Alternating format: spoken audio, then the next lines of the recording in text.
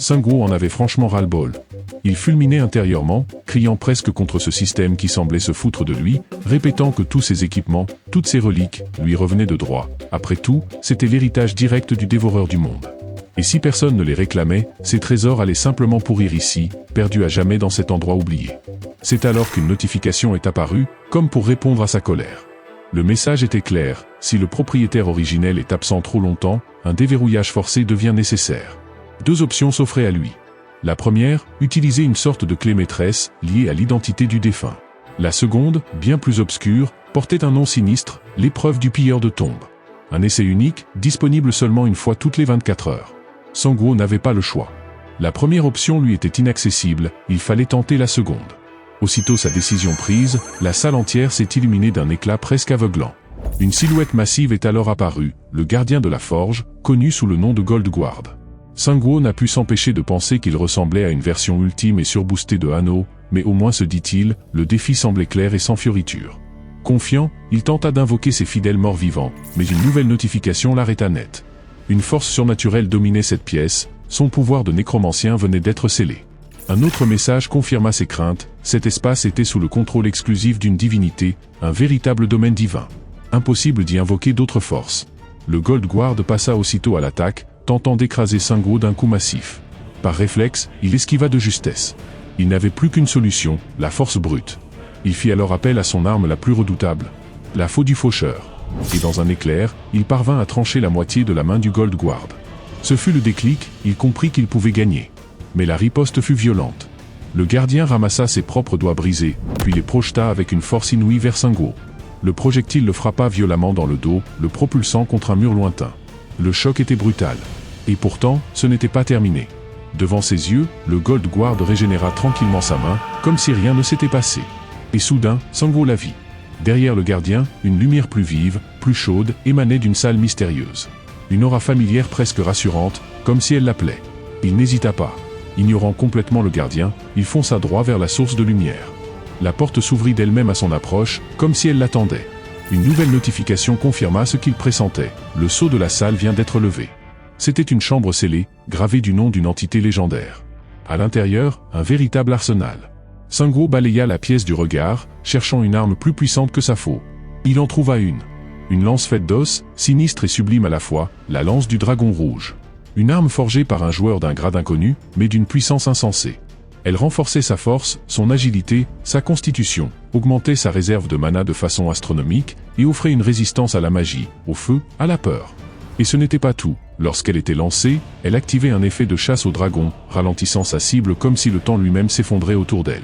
Une arme taillée dans les yeux d'un véritable dragon, gravée de runes magiques issues d'un mage suprême. Elle possédait même une compétence cachée, qui ne s'activait que si l'utilisateur portait 3 pièces issues de cet ensemble draconique. C'était évident maintenant. Ce lieu, c'était le coffre personnel du dévoreur de monde. Et s'il pouvait l'ouvrir avec autant de facilité, c'est parce que cet héritage lui revenait vraiment. Le dévoreur de monde avait jadis terrassé un dragon, revendiquant le pouvoir divin connu sous le nom de Siegfried.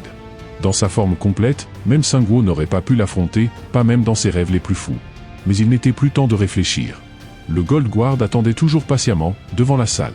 Sungwoo, maintenant armé de la lance du dragon rouge, vit là une opportunité en or. Il visa, et transperça directement la tête du colosse doré. Victoire. Une simple pièce d'or tomba au sol, récompense pour avoir vaincu un gardien divin. Mais ce n'était pas fini. La chambre secrète 13 s'ouvrit brusquement sous l'effet de la magie. Et là, Sungwoo comprit enfin la mécanique de cette épreuve. Chaque jour, il pouvait forcer l'ouverture d'un seul coffre. Et en réussissant le défi associé, accéder à une nouvelle pièce de l'héritage du dévoreur de monde. Dans celui-ci, il mit enfin la main sur l'ensemble complet de l'armure du dragon. Un équipement taillé sur mesure, le remplaçant idéal. Le pouvoir ultime pour affronter ce monde sans pitié. Cet équipement-là, on l'appelle l'armure du dragon rouge, version renforcée. Une création artisanale, forgée par un joueur, dont la puissance réelle reste difficile à classer. Ce n'est pas juste une armure, c'est une relique, un concentré de puissance brute et de magie ancienne. Elle améliore considérablement l'agilité, renforce la constitution, et multiplie littéralement la défense physique, tout en doublant la résistance à la magie. Elle offre aussi une quasi-immunité au feu, réduit drastiquement la pénétration des attaques ennemies et apaise la peur comme si elle la noyait dans une mer de flammes. Mais ce n'est pas tout. Son apparence cache un pouvoir intimidant, une présence tellement écrasante que les ennemis de plus bas niveau en sont paralysés rien qu'en la voyant. D'après sa description, elle a été confectionnée à partir d'écailles de dragon et de métaux enchantés d'une rareté presque mythique. Elle renferme l'autorité d'Héphaïstos, rien que ça, et sa durabilité semble sans égale. Sur sa surface, on distingue les marques d'un grand mage, gravées à même le métal comme des runes éternelles. Et quelque part en elle, sommeille un effet d'ensemble inconnu, activé uniquement lorsqu'on porte 3 pièces de l'équipement du dragon rouge. Et justement, dans ce même coffre, Singuo mit la main sur une nouvelle pièce, le bracelet du dragon rouge. Petit, discret, mais tout aussi chargé de puissance. Ce bracelet magique, façonné à partir de dents de dragon broyées, augmente les résistances physiques et mentales de son porteur. Il est aussi imprégné de l'autorité d'Héphaïstos, ce qui en fait un accessoire aussi solide que rare. Avec cette pièce, Singuo venait tout juste de compléter l'ensemble légendaire du dragon suprême. Et là, tout changea. Quand les 3 pièces sont réunies, un pouvoir spécial se réveille, la compétence Seigneur des dragons. Une capacité active unique, qui varie en fonction des pièces équipées. La première, appelée Souffle en fusion, est déclenchée par la lance du dragon rouge, elle transforme une zone de 100 mètres autour du point d'impact, en un champ de lave infernale. La deuxième, Armure bouillante, s'active via l'armure, une spirale de flammes tourbillonnantes entoure le porteur, le transformant en véritable volcan vivant.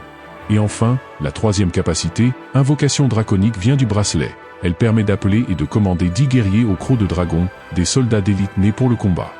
À ce stade, on pouvait le dire sans exagération, la chance légendaire de Singuo venait de frapper un grand coup. Avec cet arsenal, il avait désormais une vraie opportunité, celle de faire tomber le serveur chinois, et peut-être plus encore. C'est ainsi qu'il quitta la forge d'Héphaïstos, les bras chargés de trésors. À peine sorti, Anno le supplia pour obtenir lui aussi un équipement capable de faire la différence. Singuo, un brin moqueur, lui tendit alors un bouclier au nom mythique, le bouclier d'Achille. À Jizuyun, il offrit une autre relique, les sandales de Talaria, attribuées à Hermès lui-même. Ces sandales de rang mythique, elles aussi, amplifiaient l'agilité, boostaient l'endurance et décuplaient la vitesse de déplacement et même de vol. En plus, elles permettaient de se transformer temporairement en vapeur, ce qui rendait leur porteur quasi intouchable pendant un bref instant. Bien sûr, une telle compétence avait un temps de recharge, 10 minutes entre chaque usage. Quant au bouclier d'Achille, il renforçait la constitution, doublait les défenses physiques et magiques, et offrait une immunité partielle aux malédictions et aux effets d'état. Et en y insufflant du mana, un véritable bouclier sacré se déployait tout autour, rendant invulnérables tous ceux qui s'y trouvaient. Même les altérations d'état n'avaient plus d'effet dans sa zone de protection. Anno et Jizuyun étaient aux anges. C'est alors qu'un nouveau personnage fit irruption dans la salle, le lancier Kyongso. Essoufflé, il annonça une nouvelle de taille. Le serveur américain était en train d'envoyer des renforts, et la hyperporte allait bientôt s'ouvrir. Quelques instants plus tard, le ciel se déchira. Des dizaines de portails s'activèrent en simultané, et une armada d'aéronefs en surgit, comme sortie tout droit d'un roman de guerre interdimensionnel. Une flotte entière, si bien organisée qu'on l'appelait la flotte invincible. Ce n'était pas juste un surnom. C'était une véritable synergie de véhicules, nécessitant la présence d'au moins une trentaine de vaisseaux géants. Résultat, des performances en vol boostées, des accélérations amplifiées et des boucliers renforcés. Le vaisseau amiral, quant à lui, avait même la capacité d'ouvrir un saut spatial, lui permettant de parcourir une centaine de kilomètres en un instant. Bien sûr, un tel bond dimensionnel ne pouvait être utilisé qu'une fois toutes les 24 heures. Les joueurs coréens restaient bouche bée devant ce spectacle. Mais le moment devint plus sérieux quand 2 silhouettes descendirent du vaisseau amiral, Maître Hurst et Jonathan Cage. Hurst, sans perdre de temps, lança à Singuo qu'il se souvenait parfaitement du jour où ce dernier leur avait pris tous leurs objets. Il ajouta même qu'il espérait que sa vie s'était améliorée grâce à ça. Singuo, imperturbable, répondit qu'il les avait payés, largement plus que ce qu'ils valaient. Maître Hurst, le torse bombé et le regard rempli d'orgueil, déclara que cette fameuse synergie, c'était grâce à lui. Selon ses mots, Singuo aurait dû s'agenouiller devant sa grandeur éclatante. Mais Singuo, lui, ne l'entendait pas de cette oreille. À ses yeux, c'était plutôt à Hurst de se mettre à genoux. Alors, avec un calme glaçant, il lui lança une simple question. Est-ce qu'il avait déjà entendu parler de l'autorité d'Héphaïstos ? À peine ces mots prononcés, Maître Hurst se mit à genoux, littéralement. Le ton était donné, Singuo l'invita alors à le suivre, promettant de lui montrer ce qu'il appelait le domaine d'Héphaïstos. Lorsqu'ils arrivèrent à la forge sacrée, même le très sûr de lui Hurst ne put cacher sa stupeur. Ce qu'il voyait la dépassait de loin tout ce qu'il avait imaginé. Il se rendit vite compte que cette forge ne dévoilait pas les mêmes informations à lui qu'à Singuo, probablement à cause de leur différence de classe ou d'affinité divine. Chaque joueur semblait y voir quelque chose d'unique. Et au moment où il posa la main sur un artefact, il comprit. Cette forge ne plaisantait pas, ce n'était pas une simple table de craft. C'était une machine divine capable de transcender la création elle-même. Il murmura que c'était comme passer d'un logiciel obsolète à une intelligence artificielle de nouvelle génération. La forge permettait non seulement de fabriquer des équipements de rang légendaire avec des effets spéciaux, mais aussi d'optimiser les matériaux de chasse et même d'augmenter les taux de production. À ses yeux, ça valait largement le sacrifice de quelques vaisseaux. Il ajouta que s'il pouvait mener des recherches plus approfondies sur cet endroit, il serait peut-être capable de compléter sa propre divinité. Sangwo lui demanda alors quel chemin divin il essayait de suivre, mais Urst avoua qu'il n'en était pas certain. Il y avait tout simplement trop de dieux liés à l'artisanat, et peut-être, dit-il, que son orientation divine se révélerait au fil de ses créations. Il demanda finalement l'autorisation d'étudier cette forge avec son équipe. Sangwo accepta, mais posa une condition très claire, tout ce qui serait créé ici lui appartiendrait. Et Urst, sans négocier, accepta. Peu après, Sangwo retourna voir l'arbre-monde pour observer son évolution. L'arbre en était au 2e stade de maturité, avec une croissance déjà bien entamée. Il avait atteint 11%. Il décida alors d'utiliser un objet qu'il gardait précieusement, l'essence de l'arbre-monde. Un artefact de rang mythique aux effets encore inconnus, mais dont la description évoquait un pouvoir mystérieux et fabuleux. Sangwo le savait, une fois cet arbre passé au stade supérieur, quelque chose de colossal allait se produire. Et il avait raison. Dans la logique de la faction de l'arbre-monde, ce n'était plus le pouvoir individuel qui comptait, mais les progrès technologiques sur le long terme. L'avenir se jouait sur la croissance, la stratégie et l'évolution. Alors sans hésiter, il inséra l'essence dans l'arbre-monde. Une notification s'afficha aussitôt, l'objet servait bien de nutriment pour faire passer l'arbre au stade supérieur. En quelques minutes à peine, l'essence fut absorbée, le sol vibra. L'air se chargea d'énergie pure, et toute la zone fut baignée dans une lumière éclatante. Puis une nouvelle alerte apparut, l'arbre-monde vient d'atteindre le stade de maturité 3. Ce changement n'était pas qu'esthétique. En se liant à l'arbre, Sangwo vit sa constitution renforcée. L'arbre avait désormais une croissance de plus de 50%. Il se rapprochait de sa forme ultime. Il en était convaincu, la prochaine étape serait probablement la dernière, et elle allait tout changer. Quelques heures plus tard, la guilde de la Libération arriva, à bord de leurs hélicoptères. Ils furent immédiatement frappés par la vision des dizaines d'aéronefs dans le ciel, un contraste saisissant avec leurs propres appareils, désormais presque dépassés. Le procureur, en observant l'arbre, remarqua à quel point il avait grandi. La chose était gigantesque. Sangwo les accueillit calmement, tandis que Seang Minhwa, intrigué, lui demanda quel était son secret, comment il avait pu faire croître l'arbre aussi vite. Sangwo répondit avec modestie que ce n'était qu'un coup de chance, après avoir traversé un sacré chaos. Le procureur lui demanda alors si les autres factions étaient déjà arrivées. Sangwo confirma. La compagnie des assassins avait été la première à se présenter, et leur motivation semblait sans limite. Peu de temps après, ce fut au tour de la guilde de Hwaran et des hommes bêtes de faire leur entrée. Sangwo prit la parole devant tout le monde, sa voix grave trahissant l'urgence du moment.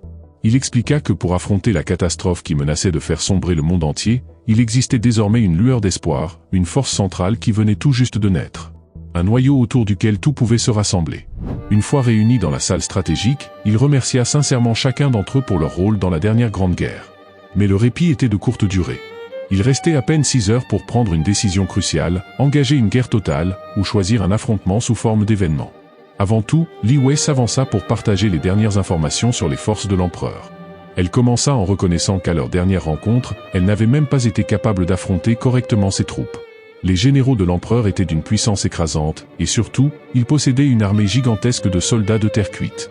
Des marionnettes sans âme, semblables à l'armée d'un nécromancien, mais en pire, car ces créatures-là ne pouvaient pas être réanimées, ne pouvaient pas exploser sous forme de cadavres, et ne pouvaient même pas servir de matériaux pour les armes d'os. Elles étaient inaltérables. Et le plus inquiétant, c'est que leur production semblait sans limite. Même en cet instant sous Pékin, elle continuait sûrement à s'accumuler. Le procureur intervint aussitôt, affirmant que reporter l'assaut ne ferait qu'empirer les choses. Plus on attendait, plus leur armée devenait massive. Le Lion Rouge de son côté, demanda s'il était prévu que le champ de bataille se tienne bel et bien à Pékin. Sangwo, lui, restait pensif. Ce n'était pas l'armée qui l'inquiétait le plus, mais l'empereur en personne. Il savait que son style de combat basé sur l'invocation de morts-vivants, la manipulation d'ossements ou encore les explosions de cadavres serait inefficace face à de simples poupées d'argile. Ce combat allait être d'un autre niveau. Il était persuadé qu'il pouvait l'emporter, mais au cas où tout s'effondrerait, il avait prévu une échappatoire. Dans son inventaire, il possédait un objet de consommation unique, le parchemin de résurrection. Un artefact capable de le ramener à la vie à l'endroit de son choix, s'il venait à tomber. Mais son objectif n'était pas de s'en remettre à ça. Il devait gagner et protéger ses alliés, coûte que coûte. Alors qu'il poursuivait la réunion, une notification mondiale interrompit brutalement l'ambiance. Un message s'afficha, résonnant comme un coup de tonnerre. « Félicitations, parmi les joueurs du monde entier, le nouveau souverain de la dimension infernale vient de naître. Le roi démon a établi sa forteresse, sur Terre. Et pas n'importe où. Le message précisait sa localisation, le bassin de l'Amazone, serveur Brésil. Un silence glacé s'installa. Tout le monde était choqué, mais Sungwoo, lui, eut un pressentiment. Ça ne pouvait être que Han Gang-sok. Et Jonathan, visiblement tendu, hurla qu'il ne savait pas exactement ce qu'était ce roi démon, mais que ce lieu précis là-bas en Amazonie, c'était le repère du dragon. Sungwoo n'avait aucune idée de ce que Han Gang-sok était en train de tramer. Mais ce qui était sûr, c'est que cette nouvelle jeta la panique chez les forces américaines. Car si le dragon était bel et bien réveillé, alors toute la flotte des États-Unis risquait de devoir battre en retraite. Le seul fait qu'ils aient pu venir jusqu'ici tenait au fait que la bête était en sommeil. Dans le pire des cas, ils allaient devoir repartir, mais laisser ce dragon libre n'était pas une option non plus. Et Sungwoo le savait, il ne pouvait pas les en empêcher. C'est à ce moment-là que Kyung-soo annonça une pause stratégique de 10 minutes, histoire que chacun puisse digérer les informations, et remettre ses idées en place. Pendant ce court moment, Sungwoo resta pensif. Roi démon, dimension infernale, ange, démon. Trop de pièces manquaient encore au puzzle. Si le repère des démons venait vraiment d'un monde parallèle déjà détruit, alors que représentaient les autres? Et quel était l'objectif réel de Han Gang-sok? Il affirmait vouloir s'émanciper des lois des anges et des démons, construire un pouvoir indépendant. Mais, était-ce la vérité? La vraie question au fond, c'était de savoir s'il allait protéger ce monde ou au contraire, accélérer sa chute. La pause prit fin. Jonathan Cage reprit la parole. Leurs agents infiltrés en Amérique du Sud avaient enfin envoyé des informations. Un nouveau type de quête venait d'émerger dans la région. Une quête de niveau calamité, au nom plus qu'évocateur, les deux rois du château démoniaque. Une quête de type guerre ou soumission. Personne ne savait encore quels étaient ses objectifs exacts, ni les récompenses à la clé. Mais les faits étaient là. Le dragon qui avait semé la destruction sur tout le continent sud-américain était retourné à son nid, endormi, jusqu'à ce qu'un visiteur inattendu frappe à sa porte, le roi démon lui-même. Ensemble, ils avaient formé une alliance. Et au-dessus du repère du dragon, ils avaient érigé le château démoniaque. Un bastion devenu en un temps record, la nouvelle porte d'entrée vers la dimension infernale. Et avec elle, l'arrivée de créatures infernales en quantité incalculable. Une fois leur alliance scellée, les deux rois n'avaient plus qu'un objectif, déclencher une guerre totale et conquérir le monde. Et leur premier choix, leur premier terrain d'expérimentation, fut l'Amérique du Nord. Une période de préparation de 14 jours était accordée avant le début du conflit. Ceux qui ne quittaient pas le continent à temps seraient considérés comme cible directe. Et il leur faudrait alors faire un choix sans retour, se soumettre ou entrer en guerre. Face à cette annonce, les Américains explosèrent de colère. Que diable, comme si ce n'était pas déjà assez qu'un dragon trafique avec des cartels, voilà maintenant que le roi démon lui-même s'invitait à la fête. Sungwoo, lui, n'avait plus de doute. Le roi démon était désormais un ennemi déclaré. Et le moment était venu, il allait régler ses comptes, en personne, avec Han Gang-sok. Mais malgré la panique ambiante, il resta imperturbable. Rien ne changeait au plan initial. Ils allaient d'abord écraser les forces du serveur chinois, et ensuite, ils s'attaqueraient à ce fameux dragon de l'Amazonie. Le lancier Kyung-soo prit tout de même la peine de souligner que la difficulté du combat venait de grimper en flèche. Mais Sungwoo rétorqua calmement que même s'ils envoyaient la flotte maintenant, ils ne pourraient rien arrêter dans l'immédiat. Il fallait donc prévoir un plan d'évacuation, maintenir les portails ouverts, et surtout, gagner cette guerre. Car seule la victoire leur offrirait la puissance nécessaire pour répondre à la catastrophe qui se préparait au cœur de la jungle sud-américaine. À cet instant, Sungwoo prit une décision stratégique. Il choisit une bataille de type événement, nommée lance, bouclier et flèche. D'après les règles, chaque camp devait répartir ses troupes en 3 unités distinctes, qui combattront sur un seul et même champ de bataille. La lance représentait jusqu'à 70% des troupes totales. Elle bénéficiait d'une grande liberté de mouvement et d'un bonus d'attaque significatif. Le bouclier lui aussi jusqu'à 70% des effectifs, restait immobile pendant les 10 premières minutes. En contrepartie, il obtenait une défense renforcée. Et enfin, la flèche qui ne dépassait pas 10% des troupes, pouvait se déplacer librement et même se téléporter vers ses alliés toutes les 5 minutes. Deuxième règle, si une unité subissait plus de 70% de pertes, elle devenait hors combat, et l'ennemi obtenait alors un bonus de victoire. Après moult discussions, la répartition fut établie. L'unité flèche serait incarnée par l'équipe des Valkyries, rapide et imprévisible. L'unité bouclier, par les croisés, stable et robuste. Quant à l'unité lance, elle serait menée par le nécromancien lui-même. Le loup blanc avec sa logique froide, estima que s'il jouait intelligemment avec les règles, la victoire était possible, avec un minimum de pertes. C'est alors que le père de Hanno demanda où se déroulerait exactement le combat. Et là, la réponse de Sungwoo fit l'effet d'une bombe, le champ de bataille, ce sera ici même, à Suwon. Le procureur bondit presque de sa chaise. Il hurla que cette guerre serait d'une ampleur suffisante pour anéantir toute la zone, et que Sungwoo leur demandait de la mener en plein cœur de leur base principale. Il rappela que les pertes seraient énormes, dévastatrices. Sungwoo sans détour, déclara qu'il allait enfin être honnête avec eux, ni lui, ni Ji Zuyun, ne comptaient perdre ce combat. Il savait que l'ennemi viserait probablement l'unité bouclier, celle qui ne pouvait pas bouger. Mais pouvait-on garantir qu'elle tiendrait le choc? Le procureur cette fois resta muet. Il ne pouvait rien promettre. Seong Minhwa de son côté comprit enfin, c'est pour ça qu'on combat ici, à la maison. Jonathan rappela qu'au cours de la dernière guerre, les murs et les barrières avaient cédé, même avec l'Arbre-Monde. La question était simple, avions-nous aujourd'hui de quoi renforcer notre défense? Sungwoo, sans dire un mot de plus, désigna les forgerons alignés au fond de la pièce. C'était eux, la réponse. Il sortit alors de son inventaire un artefact rare, l'égide, un bouclier de rang mythique. Et sans ciller, il reprit le bouclier d'Achille que Hanno avait reçu un peu plus tôt, avant de le remettre à Maître Hurst. Hanno, en voyant ça, protesta à haute voix. Comment pouvait-il lui donner un objet, puis le reprendre quelques heures plus tard? Maître Hurst lui demanda simplement ce que Sungwoo attendait de lui avec ses boucliers en main. Sungwoo lui répondit d'un ton ferme. Hurst était un forgeron 5 étoiles, Gondor à ses côtés, un architecte de rang 4. Il leur fallait construire une muraille. Pas forcément une muraille au sens strict, mais une structure, une fortification, une arme défensive, quelque chose d'assez massif et résistant pour encaisser l'assaut d'un siège complet et mener leur camp à la victoire. Maître Hurst, en entendant ça, leva la tête vers le ciel et hurla que le délai était fou, il ne leur restait que 24 heures. Et sincèrement, est-ce qu'ils pensent vraiment que c'est possible? Sungwoo, sans ciller, ajouta même une couche d'inquiétude en lui faisant remarquer que désormais, la vie de tout le monde reposait littéralement entre ses mains. 12 heures s'écoulèrent ainsi dans une tension silencieuse, avant qu'un message système ne vienne couper le souffle à tous les joueurs. Dans 12 heures exactement, les positions fixes sur le champ de bataille seraient déployées. Aucune unité ne verrait son nom affiché publiquement, le mystère restait entier. Mais pendant ce temps, une urgence tactique se présentait. Le lancier Kyongso informa Sungwoo qu'il venait de découvrir un écart inquiétant de 2 km entre la barrière magique et le mur défensif. Ce vide risquait de compromettre la stratégie. Idéalement, il aurait fallu que les deux lignes se rejoignent pour optimiser la défense. Si ça n'était pas possible, alors, il faudrait piéger la zone.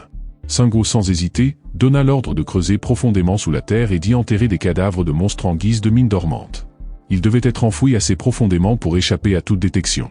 C'est à ce moment précis que Maître Hurst fit son apparition, couvert de poussière, mais un large sourire au visage. Il déclara que cela faisait bien longtemps qu'il n'avait pas été autant mobilisé, puis il présenta sa nouvelle création. Et quelle création!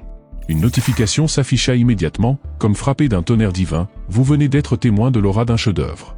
L'objet imposant qu'il amenait était bien plus qu'un simple totem. Il amplifiait à la fois la récupération physique et la régénération de mana, et améliorait l'ensemble des capacités de base de tous les alliés proches, on l'appelait la statue du gardien. Un artefact forgé par un joueur, d'un rang si élevé qu'il dépassait les standards connus. Et ce n'était pas tout. Lorsqu'il était relié à un grand totem, il générait une synergie de zones. Son seul rayonnement offrait des effets démentiels dans un rayon d'1 kilomètre autour de lui. Augmentation massive des statistiques, doublement des résistances physiques et magiques, et surtout, renforcement colossal du bouclier sacré. Ce dernier se voyait même doté d'une tourelle automatique capable de projeter un rayon pétrifiant toutes les minutes. Même son créateur dans la description, avouait ne pas comprendre ce qu'il avait créé. Il disait juste, je ne sais pas ce que c'est, mais c'est terrifiant. Sungwoo félicita Hurst pour ce bijou. Hanno, quant à lui, restait grognon, encore contrarié par la perte de son bouclier. Pendant ce temps en Chine continentale, les principaux généraux préparaient eux aussi leur riposte. L'un d'eux jugea comme prévu, que la stratégie adverse n'était qu'un leurre évident. Le grand eunuque s'enquit alors de l'état de leurs propres troupes. Et la réponse fut glaçante, tout était prêt. Une armée colossale, 100 000 soldats alignés, une force sans précédent. Mais ce n'était pas tout. Le chef d'unité mentionna que l'empereur lui-même s'inquiétait pour une arme secrète. Il voulait être sûr qu'elle ne serait pas détruite au cours du conflit. L'un des généraux rassura aussitôt tout le monde. Cette relique appelée l'orbe sacré de l'étoile était protégée par des barrières saintes superposées et par la puissance de la tortue noire. Même si le nécromancien recréait une explosion aussi violente que celle de Bouzon, cet artefact n'en sortirait pas égratigné. Il affirma même que le nécromancien perdrait toutes ses troupes avant de tomber misérablement. Sur ordre du grand eunuque, ils se mirent à accélérer le transport de l'orbe. Cette victoire serait dédiée à sa majesté, quoi qu'il en coûte. Et tandis que les deux camps se mettaient en mouvement, Sungwoo et le grand eunuque pensaient exactement la même chose. Cette fois, leurs préparatifs étaient terminés. Cette fois, ils allaient écraser l'ennemi. Et puis enfin, le choc. Les forces du serveur chinois franchirent les portails dimensionnels. Leurs armées massives débarquèrent en Corée, comme une vague inarrêtable. Les troupes coréennes étaient prêtes. Mais en termes de nombre, c'était incomparable. Une fourmilière face à un raz-de-marée. Au même moment, les canaux officiels du jeu passèrent en direct. Saison mondiale numéro 9, plus de 9 millions de spectateurs connectés. Le monde entier assistait à ce moment. Kyongso, stupéfait, fit remarquer que ce genre de diffusion pouvait révéler leurs effectifs à l'ennemi. Mais Singo, toujours calme, affirma qu'eux aussi devaient avoir des unités cachées dans l'ombre, ce n'était que le début. Et justement, Hanno repéra des golems de haut niveau dans les rangs ennemis. Li Wei reconnut aussitôt la patte du maître des golems du serveur mongol. Pire encore, elle repéra des figures bien plus inquiétantes. Elle semblait faire partie de l'unité flèche adverse, capable d'invoquer des chevaux ailés géants, et surtout, dotée d'une compétence qui ignorait purement et simplement toute défense. Des unités taillées pour transpercer une flotte ou briser l'axe défensif des Coréens. Le procureur cette fois, ne recula pas. Il rassembla son unité bouclier, prêt à encaisser la charge. Trop de défaites, trop d'humiliation, cette fois, il comptait tenir. Il avoua que non, il ne pouvait pas atteindre le niveau du nécromancien, mais il donnerait tout pour dépasser ses propres limites et défendre ce lieu jusqu'au bout. Et dans l'ombre du QG, Singo glissa à Jisuyun une vérité capitale. L'empereur partageait la même classe de commandement que lui. Il pouvait contrôler plusieurs subordonnés à la fois, ce qui signifiait aussi qu'il avait exactement la même faiblesse. S'il réussissait à faire tomber l'empereur, alors c'était tout le château de cartes qui s'écroulait. L'ensemble de son armée perdrait sa structure, sa cohésion, et avec elle, toute capacité de riposte. Jisuyun demanda discrètement à Singo s'il attendait d'elle qu'elle le tue. Il confirma d'un hochement de tête, il suffisait qu'elle trouve le bon moment. Celui où lui et l'empereur s'affronteraient à pleine puissance, face à face, sans aucune garde. De son côté, Li Wei fut envoyé dans l'unité flèche. Sa mission, localiser l'esprit supérieur qui lui appartenait autrefois. Elle se contenta de leur lancer un regard froid, affirmant qu'une fois qu'elle l'aurait retrouvé, il verrait enfin ce dont elle était réellement capable. Quelques instants plus tard, la guerre éclata officiellement. La flotte américaine décolla dans un fracas de moteurs et de turbines, prenant possession du ciel.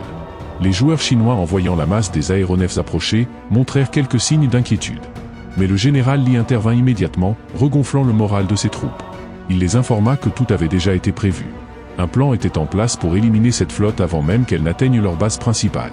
Mais avant que quoi que ce soit ne commence vraiment, le général Li rappela à ses hommes de rester sur leur garde.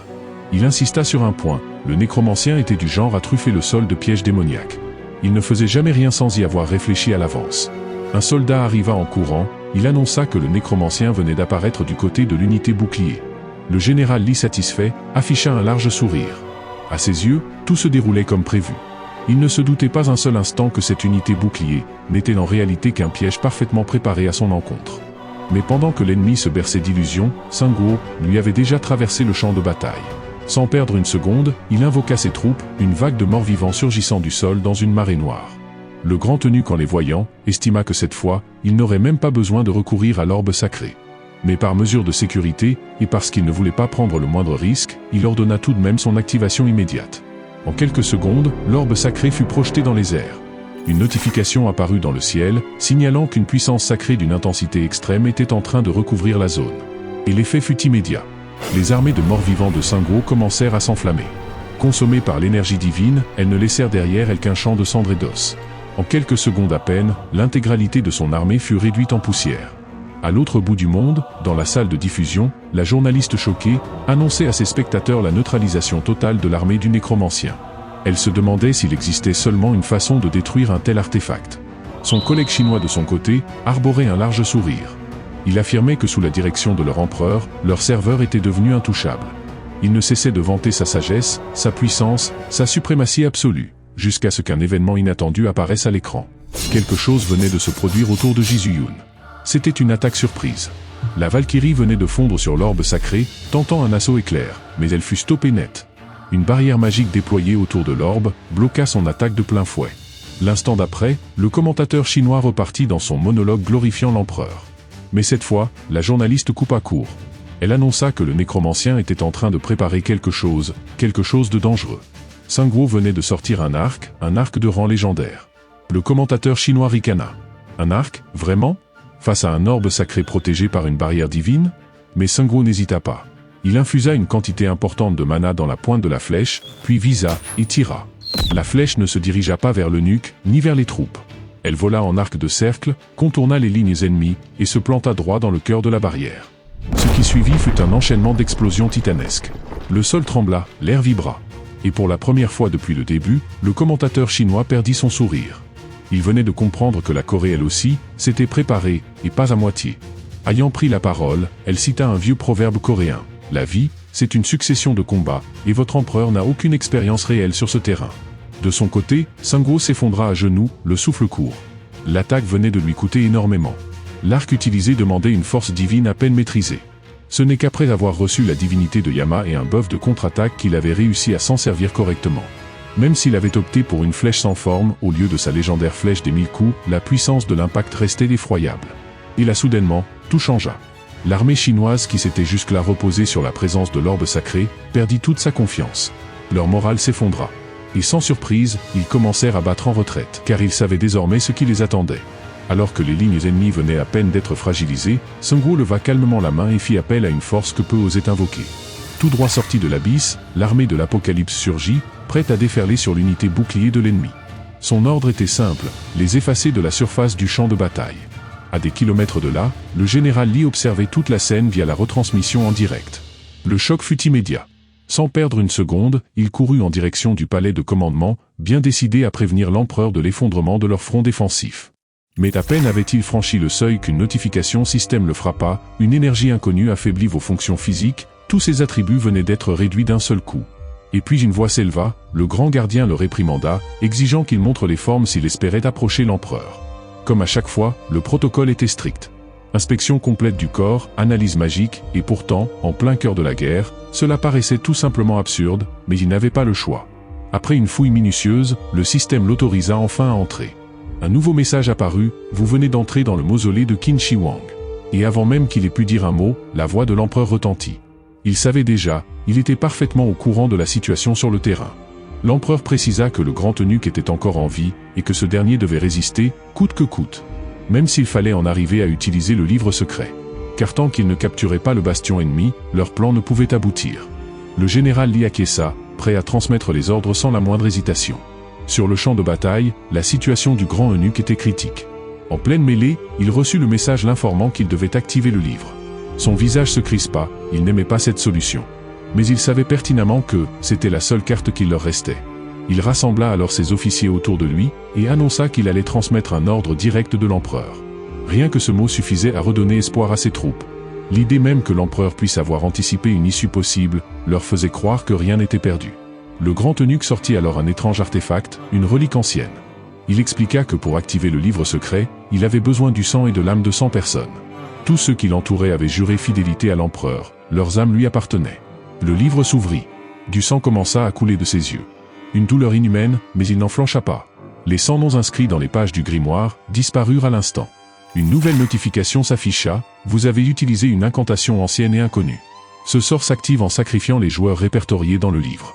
Le grand eunuque couvert de sang leva alors la main et désigna Sun Guo.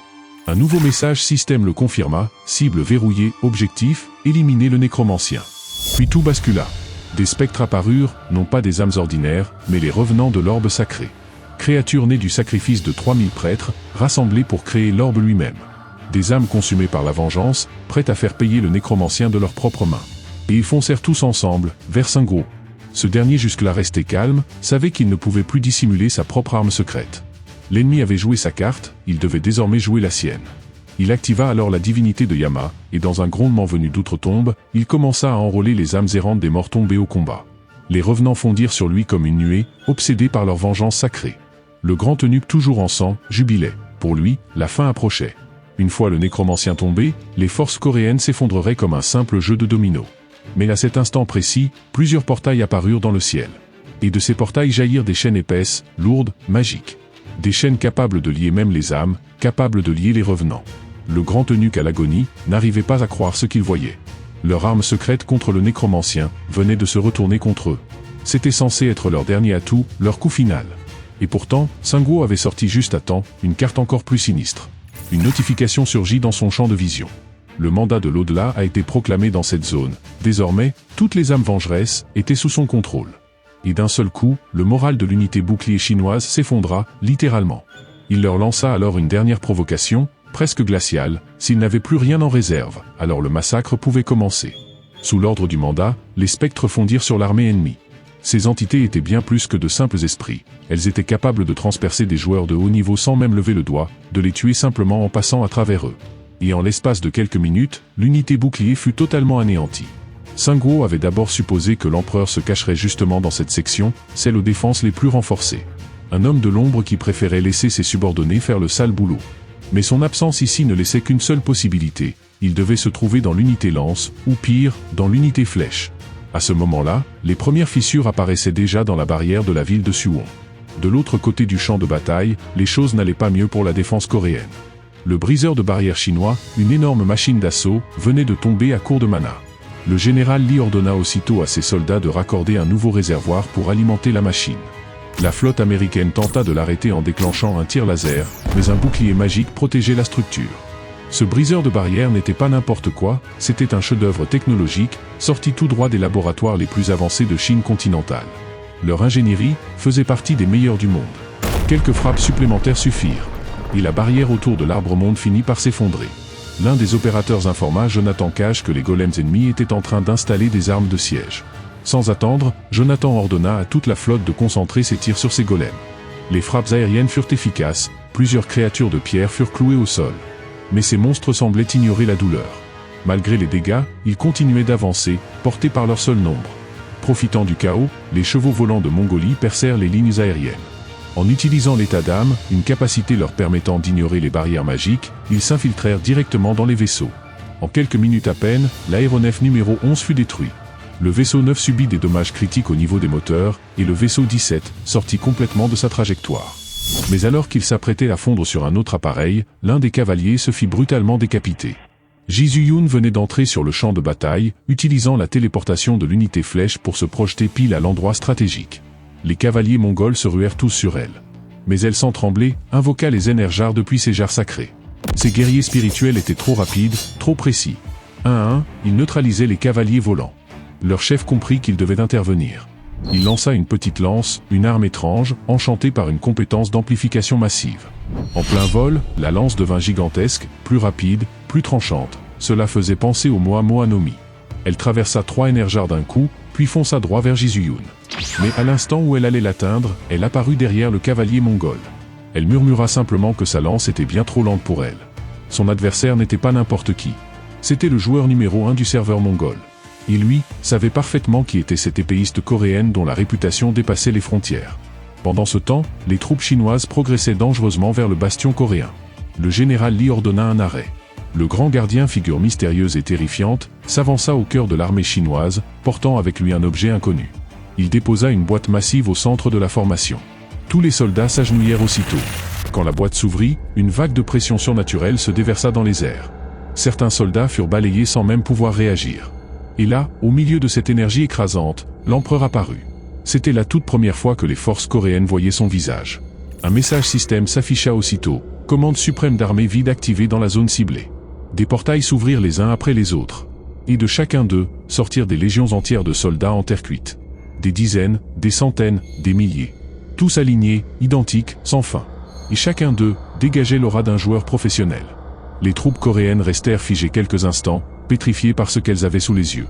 Un seul homme contrôlait cette marée de soldats en terre cuite. Que diable! Même dans leur pire cauchemar, ils n'avaient jamais imaginé pareille scène. Mais le procureur, debout parmi les siens, rappela à ses hommes de ne pas céder à la panique. Eux aussi avaient une carte en main, quelqu'un capable de faire apparaître une armée tout aussi massive, en moins d'une minute. Et c'est à ce moment-là que Sungwo arriva juste à temps. Il fut frappé par le nombre ahurissant de golems terracotta qui se tenaient là, parfaitement alignés, impassibles, comme si le monde entier était devenu un plateau de jeu géant. Li Wei, en observant la scène, murmura que leur maître devait les avoir fabriqués sans relâche depuis le début. Et peut-être, continuait-il encore à le faire. Même pour Sungwo, ces chiffres représentaient une menace réelle. Il ne pouvait pas se permettre de faire durer ce combat. Il demanda à Li Wei si elle avait récupéré son esprit. Et elle répondit que oui, mais que les choses n'étaient pas aussi simples. Elle avait bien réussi à retrouver ses esprits après la destruction de l'unité bouclier, mais ces derniers avaient été contaminés. Impossible de les restaurer totalement, du moins pas pour l'instant. Cela dit, elle n'avait pas l'intention de reculer. La vengeance qu'elle comptait arracher à l'empereur était plus forte que tout. Elle se l'était promis, elle lui arracherait ce regard suffisant, et ne laisserait derrière lui que ses os. De son côté, l'empereur qui venait de détecter leur présence, se prépara. Il déclara qu'il allait leur rappeler à qui ils avaient affaire. Il allait leur montrer leur juste place. Il fit alors appel à une capacité de type lumière. Des centaines de filaments lumineux jaillirent de son corps, tels des tentacules célestes prêts à se refermer sur leur cible. Li Wei avertit Sungwo de faire attention. Si ses fils le touchaient, il pouvait être complètement contrôlé. Et comme si cela ne suffisait pas, un golem titanesque, fait de béton et d'acier, émergea du sol. Une créature gigantesque qui se mit aussitôt à projeter des blocs de pierre massive en direction de Sungwoo. Ce genre d'ennemi était l'opposé absolu de son style. Un adversaire que l'on ne pouvait pas réanimer, pas corrompre, pas détourner à son avantage, une impasse pour un nécromancien. Mais Li Wei ne laissa pas cette chose se déchaîner. Grâce à son esprit fraîchement retrouvé, elle parvint à enchaîner le golem, à le clouer au sol. Ce fut l'ouverture parfaite. Le dragon d'os surgit, agrippa le golem par la tête, et dans un rugissement le lança de toutes ses forces droit vers les rangs de l'armée Terracotta. L'impact fut dévastateur. Sungwoo reçut une notification. Il venait d'obtenir une prime pour avoir abattu des Terracotta de niveau intermédiaire, et une somme encore plus élevée pour avoir éliminé un golem classé en rang supérieur. Mais il n'eut pas le temps de savourer. Li Wei, désormais en pleine possession de ses moyens, gela littéralement les mouvements d'un grand nombre de golems. Elle ordonna aussitôt à Sungwoo de les achever avec les wyverns. Et sans hésiter, il lança l'assaut aérien. Li Wei exultait, elle venait enfin de retrouver son précieux esprit, et avec lui, sa vraie puissance. Pendant ce temps, le général Li donnait un nouvel ordre à ses troupes, il fallait abattre les murailles du château. L'empereur, quant à lui, avait déjà engagé le combat face aux nécromanciens. Plus loin, le rancunier mongol et ses hommes étaient toujours coincés, forcés d'affronter Jizuyun. Ils savaient qu'ils devaient en finir rapidement s'ils espéraient rejoindre les forces principales. Et de l'autre côté du front, le lancier Kyongso s'avança, solennel. Il ordonna à ses hommes de révéler la statue du gardien. Un monument sacré, dont la simple présence invoquait un effet d'adoration sur la zone. Ceux qui combattaient dans son rayon voyaient toutes leurs statistiques renforcées, leur résistance magique doublée, et les barrières saintes se retrouvaient multipliées par 2 en puissance. Un seul instant de répit pouvait retourner la bataille. Et à cet instant précis, la guerre entra dans une toute nouvelle dimension. Une notification annonçait que la statue du gardien tirait un rayon de pétrification toutes les minutes. Soudain, la statue tourna la tête vers l'unité des cavaliers volants mongols. Un grand nombre de joueurs furent touchés par le rayon. La plupart des cavaliers se retrouvèrent pétrifiés, s'écrasant au sol, tandis que d'autres perdaient juste une partie de leur corps. D'un côté, le chef mongol ordonnait à ses hommes de lancer toutes leurs bombes sur la statue avant qu'elle ne tire à nouveau. De l'autre, le lancier Kyongso ordonnait à son unité de mages de déployer une barrière autour de la statue, mais les mages l'informaient qu'il était déjà trop tard, car toutes les bombes avaient déjà été interceptées et neutralisées par Jizuyun. Voyant cela, les cavaliers volants désespérés se précipitèrent vers Jizuyun pour en finir avec elle. En quelques secondes, elle fut complètement encerclée, et le chef mongol lui affirma qu'elle ne pouvait rien faire à une si courte distance. Mais Jizuyun sortit quelque chose de son inventaire et lança une volée de bombes sur les cavaliers. La plupart d'entre eux furent neutralisés par la série d'explosions. Le général Li et ses hommes furent témoins de la fin des cavaliers volants, qui étaient censés soutenir le siège depuis les airs.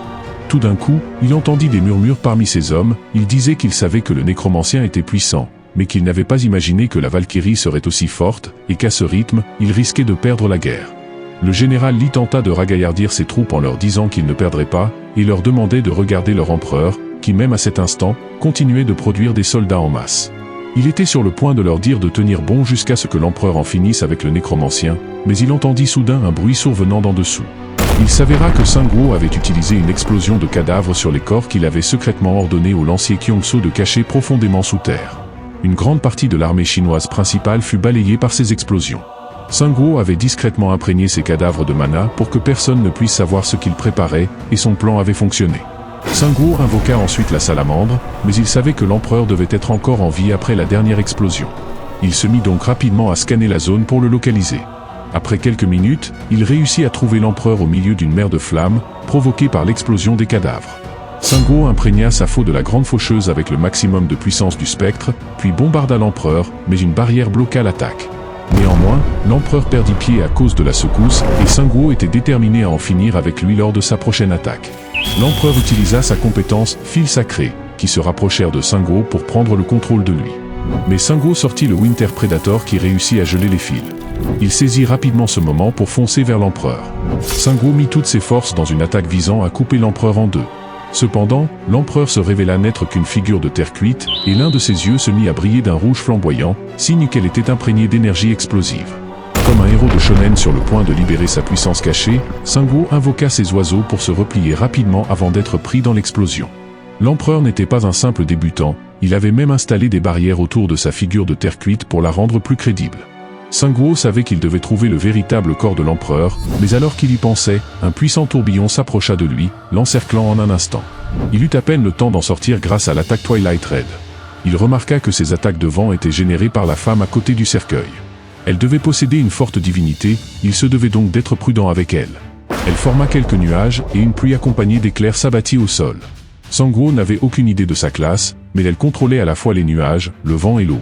En plus de cela, il était maintenant coincé au beau milieu de la base ennemie. Sangwoo décida de battre en retraite pour le moment, et tout était revenu à la case départ, puisqu'il n'avait pas réussi à achever l'empereur. Après que Sangwoo se soit retiré, l'empereur en personne fit son apparition. Il déclara que le nécromancien était plus difficile à gérer qu'il ne l'avait imaginé. Il ordonna à la Grande qu'il changeait de plan. Il prendrait les remparts du château avant que le nécromancien ne puisse utiliser d'autres de ses ruses. L'empereur ordonna à la Grande de s'occuper du nécromancien jusqu'à leur retour, et elle répondit qu'elle serait ravie de le tuer à sa place.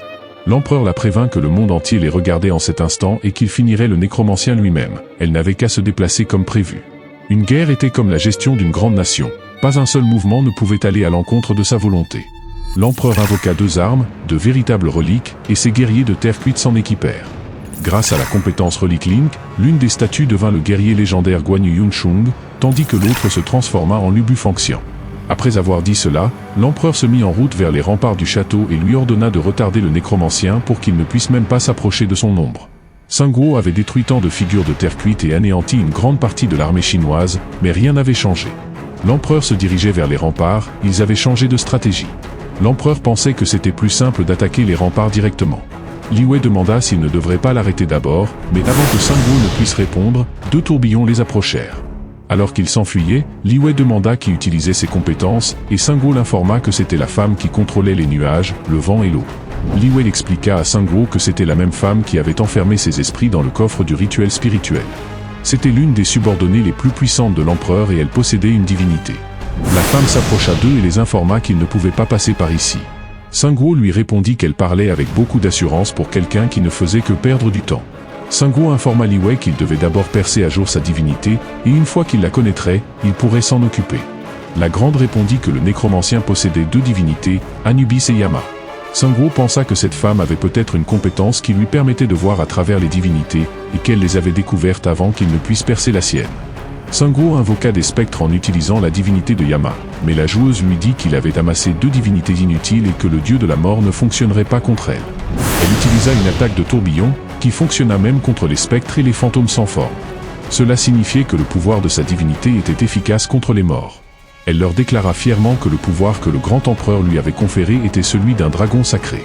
Ce n'était pas une divinité insignifiante comme les leurs. Sangwoo et Li Wei pensèrent que cette femme était une idiote, car elle venait de révéler sa divinité par elle-même. Sangwoo invoqua toutes les épées de tueur de dragons, comme un héros qui se prépare pour un combat décisif, tout en l'informant qu'elle avait commis une grave erreur en révélant une information aussi précieuse. Sangwoo s'équipa lui et ses serviteurs, des épées de tueur de dragons, et annonça que ce serait une bonne chasse aux dragons. Sangwoo obtint un effet de synergie grâce au travail d'équipe. Sangwoo activa une synergie secrète, Expédition du Dragon Caché, un effet d'équipe qui nécessitait au moins 3 armes de type tueur de dragon équipées. Cette synergie conférait un bonus de dégâts de 200% contre les créatures de classe dragon, augmentait la résistance au souffle de toutes sortes de 200%, et augmentait la résistance à la peur du dragon de 200%, une compétence limitée à son porteur. La Grande devint furieuse et pour enseigner à cet Outlandais ce qu'était la véritable horreur chinoise, elle invoqua le nombre maximal de tourbillons possible en une seule fois, et leur intensité était au sommet. Li Wei dit à Sangwoo que cette femme était devenue plus puissante qu'avant, et que si elle la combattait, ses esprits se retrouveraient liés en un rien de temps. Sangwoo ordonna à Li Wei de se replier, car il n'avancerait qu'avec ses serviteurs. Accompagné de Droit et du Chevalier de la Mort, Sangwoo se dirigea directement vers le chef chinois. Pendant ce temps, de l'autre côté la flotte américaine tirait à l'unisson sur l'armée chinoise qui arrivait. Le bombardement de la flotte était d'une ampleur immense, et de nombreux terrains, ainsi que des joueurs chinois, furent touchés. Une énorme partie des figures de terre cuite avaient été détruites lors du dernier bombardement, mais leur nombre ne cessait de se régénérer. Le lancier Kyongso ordonna à tout le monde de bombarder les statues sans relâche, car si elles se rapprochaient, elles déchireraient facilement leur défense.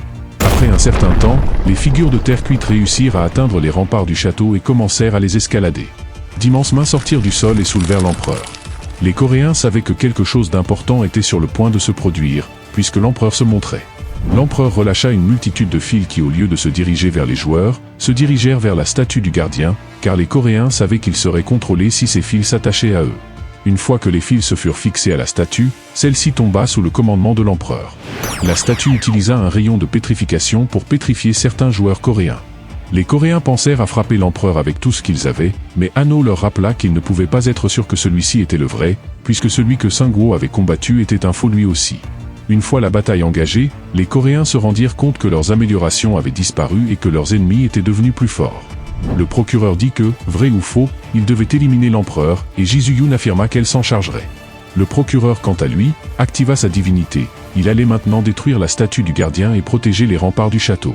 Grâce au fil, la statue pouvait bouger librement et elle tenta d'attaquer les croisés. Le procureur ordonna à tout le monde de s'éloigner de la statue, car ils allaient la détruire à l'aide de bombardements. Les dirigeables tirèrent sur la statue, mais elle bloqua les tirs à l'aide de son bouclier. La statue du gardien lança sa lance vers le dirigeable et parvint à le détruire facilement. Le procureur comprit que cette statue était devenue un ennemi invincible depuis qu'elle avait commencé à bouger. Maître Hurst et les forgerons l'avaient rendue trop solide. Sorti de nulle part, Hanno apparut, disant aux autres de s'écarter. Il attaqua la statue du gardien avec acharnement, utilisant son poignard fantôme et son anneau de dextérité fatale. Le poignard fantôme était un poignard de rang héroïque. Lorsqu'il était balancé, il pouvait tirer une lame fantôme, modelée d'après une lame et dont le temps de recharge était de 10 secondes. L'anneau de dextérité fatale était un anneau de rang légendaire qui augmentait les dégâts des armes à une main de 20%. De plus, les chances de coup critique au poignard augmentaient de 50%, et lorsque la dague était imprégnée de mana, la dextérité du maître et ses mouvements de main augmentaient de 300% pendant 1 minute. Hanno retira son bouclier d'Achille de la statue. Le procureur comprit alors comment il pouvait détruire cette statue. Elle était construite en connectant divers objets à travers des compétences. Il pourrait l'arrêter s'il détruisait son armure et arrachait les objets. Tout le monde fut galvanisé, pensant à détruire la statue pour voler ses objets. Mais une mauvaise nouvelle arriva pour les Coréens. La statue était sur le point de tirer un rayon de pétrification. Le procureur utilisa sa lance à croix pour frapper le visage de la statue, et il réussit ainsi à bloquer le rayon de pétrification. Il informa les autres qu'il avait utilisé une attaque de l'attribut lumière pour l'arrêter et qu'ils avaient un peu de temps avant qu'elle ne tire le prochain rayon. La statue du gardien essaya de transpercer Hanno avec sa lance. Hanno réussit à la bloquer à l'aide de son bouclier d'Achille. Et Ansok se précipita vers la statue, en disant à Hanno de tenir la lance encore un petit moment. Il brisa ensuite le casque de la statue avec un coup de pied puissant. Le bouclier d'Égide tomba du casque, et la statue ne put plus utiliser le rayon de pétrification. Hanno fut repoussé et demanda aux autres de viser la tête. Ansok utilisa une attaque imprégnée de mana pour faire éclater la tête, et au même instant, le procureur utilisa sa lance à croix pour la détruire complètement. Finalement, la statue fut détruite et de nombreux objets puissants en tombèrent. Le procureur pensa que Seung-woo et Ji-Yoon l'avaient certes dépassé dans les classements, mais qu'il était plus que suffisant pour défendre les remparts du château en leur absence. Soudain, il sentit 2 puissantes présences s'approcher de lui par derrière. Pendant ce temps, de l'autre côté, la « Grande » se dirigeait vers Seung-woo à toute vitesse. Elle affirmait que leurs efforts étaient inutiles et qu'ils ne pourraient jamais franchir ce mur de tourbillon, quoi qu'ils fassent, et que Seung-woo devrait rester où il était. Seung-woo comprit qu'elle essayait juste de l'empêcher de rejoindre le siège sur les remparts. Seung-woo lui répondit qu'il n'allait pas traverser ce mur de tourbillon, car il était du genre à laisser ses serviteurs faire les choses dangereuses en premier. Soudain, l'abysse s'ouvrit au-dessus d'elle et les serviteurs se mirent à tomber du ciel. La « Grande » s'enveloppa d'un tourbillon, se disant que rien ne pouvait briser les vents du dragon sacré. Le chevalier de la mort réussit à percer le tourbillon et il la poignarda, affirmant qu'il ne savait rien du sacré, mais qu'il pouvait briser tout ce qui était associé à un dragon. Elle projeta le chevalier de la mort avant qu'il ne puisse lui causer plus de dégâts. Ce fut alors le tour de Droit, qui utilisa sa compétence déviation pour dévier les fortes rafales de vent. Il utilisa ensuite son coup de foudre tourbillonnant pour la couper en deux. Seung-woo se dirigea vers la « Grande » alors que les vents s'étaient apaisés. Elle lui dit qu'il était un démon malfaisant, et Seung-woo lui répondit qu'il n'avait aucune défense contre cela. Seung-woo sortit ensuite sa lame de tueur de dragon et l'informa qu'il avait pour passe-temps de collectionner des os, et qu'il pensait qu'il pourrait en obtenir de bons cette fois-ci. La Grande supplia pour sa vie, mais Seung-woo l'acheva de sang-froid et reçut 23 000 pièces d'or pour avoir tué une joueuse. Il remplit également une condition spéciale pour le tueur de dragon et obtint un nouvel effet. Il débloqua la synergie cachée expédition du dragon. Il s'agissait d'une synergie de type arme qui nécessitait au moins 4 armes de tueur de dragon équipées dans une équipe. Elle conférait un bonus de dégâts supplémentaires de 300% en attaquant la classe dragon, une résistance au souffle de toutes sortes de 300%, une résistance à la peur du dragon de 300% et une augmentation du butin d'or et de l'expérience de 200% lors de la chasse au dragon, ainsi qu'une chance d'obtenir des objets spéciaux de 100%. Seung-woo songea que chasser des ennemis de type dragon était une douleur, mais qu'au moins, il obtiendrait de très bons objets spéciaux en les chassant. Li Wei l'informa qu'elle contrôlait maintenant pleinement ses esprits, et Seung-woo lui demanda si elle pouvait, par hasard, contrôler toute cette eau. Li Wei répondit que c'était plus difficile que l'eau générée par un esprit, mais que c'était possible. Sungwoo lui demanda de s'approcher un instant. Il la nomma ensuite émissaire de Yama. C'était une compétence de rang ultime appelée nommer un émissaire. Elle coûtait 10 points de mana et permettait de nommer un joueur ou un sujet avec de l'intelligence comme émissaire de Yama et de leur faire accomplir des missions d'émissaire des enfers. Un total de 5 missions pouvait être accomplies. Les émissaires pouvaient commander les âmes des morts qu'ils avaient hantés ou tués comme des fantômes.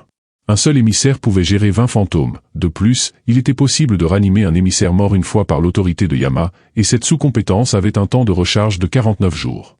Li Wei lui demanda si elle était maintenant l'une de ses serviteurs, mais Sungwoo lui répondit de ne pas trop y penser, car cela ne faisait qu'augmenter son pouvoir. Sungwoo utilisa la compétence lire les fragments de mémoire des morts sur la grande, et il comprit que l'empereur avait commis une erreur en essayant de l'arrêter par l'intermédiaire de sa plus proche alliée. Sungwoo, qui venait de sortir du fragment de mémoire, savait maintenant que le nom de la divinité de la grande était Yin Long et que l'empereur cachait une sorte d'arme secrète. L'emplacement de l'empereur était là. Sungwoo commença à se déplacer en disant à Li Wei qu'ils allaient anéantir les figures de terre cuite. Pendant ce temps, sur un autre front, l'empereur essayait de contrôler Jisuyun avec ses fils. Jisuyun se replia vers le mur tout en essayant d'éviter les fils. La situation de l'armée coréenne sous elle n'était pas bonne. Les Coréens se replièrent des remparts alors que les armes de siège approchaient. Jisuyun essaya plusieurs fois de s'approcher de l'empereur, mais les fils rendaient cela impossible. Elle ne pouvait pas abandonner pour autant. Soudain, les fils commencèrent à atteindre les dirigeables. Jonathan Cage ordonna aux autres navires d'abattre ceux qui étaient contrôlés, mais les opérateurs l'informèrent qu'il était difficile de les abattre à cause de la barrière qui les entourait. De l'autre côté, le procureur tenait à peine contre Lubu et Guan Yu, et Ansok ainsi que les croisés, faisaient de leur mieux pour sauver leur commandant. Ansok fut repoussé avec d'autres croisés d'élite. Ces deux figures de terre cuite n'étaient pas des ennemis qu'un joueur lambda pouvait arrêter, mais quoi qu'il en soit, il devait les arrêter, ou tout serait perdu. Lubu lança sa lance sur le procureur, qui la reçut dans la main. Guan Yu se prépara à décapiter le procureur d'un seul coup. Soudain, un énorme son métallique résonna sur le champ de bataille. Hanno était de retour et avait bloqué l'attaque de Guan Yu avec son bouclier. Guan Yu se contenta de le repousser d'un coup de pied. Lubu profita de l'occasion pour poignarder le procureur par derrière. Guan Yu et Lubu se préparèrent à achever le procureur en une seule fois, mais Hanno vint à la rescousse une fois de plus. Cette fois, il utilisait d'autres objets de la statue également. Hanno utilisa sa forme Azura pour invoquer de multiples bras et il affrontait les figures de terre cuite de front. Tous ces objets étaient de rang légendaire ou rare, mais ils avaient du mal à retenir les généraux de terre cuite. Hanno se contentait de se défendre sans contre-attaquer. Il s'avéra que les deux généraux étaient tombés dans un piège de Hanno. Leurs armes étaient restées coincées dans les boucliers et ils ne pouvaient pas les retirer. Sans leurs armes, ils n'avaient aucune chance contre un joueur d'élite et se retrouvèrent anéantis. Hanno obtint 30 000 pièces d'or pour avoir tué chacun d'eux. C'était la première fois que Hanno accomplissait un exploit qui le rendait digne d'être appelé membre du groupe du nécromancien. Un dirigeable était sur le point de tirer sur eux, mais le procureur alerta Hanno avant qu'il ne soit touché. Plusieurs dirigeables tirèrent à l'unisson sur eux. L'attaque laissa des conséquences dévastatrices, mais une fois la fumée dissipée, Hanno sortit indemne grâce à ses boucliers. Hanno expliqua que ce n'était rien de grave, car il avait déjà enduré un bombardement de dirigeables auparavant. Les dirigeables continuèrent de bombarder Hanno et le procureur. Même les membres de la guilde des croisés doutaient que leur maître de guilde puisse survivre à un tel bombardement. Un des tirs fut dévié et se dirigea vers l'empereur. Il réussit à percer la barrière et atterrit près de lui. Quelque chose d'étrange se produisit également dans l'espace aérien, car les Américains reprirent le contrôle des 3 dirigeables ennemis. Pendant ce temps, sur les remparts du château, les croisés sentirent une puissance écrasante près d'eux. Les membres de la ville de Suwon étaient également sous le choc, car ils pensaient que Hanno n'avait qu'une classe à une étoile. Il s'avéra que Hanno venait de réveiller une divinité.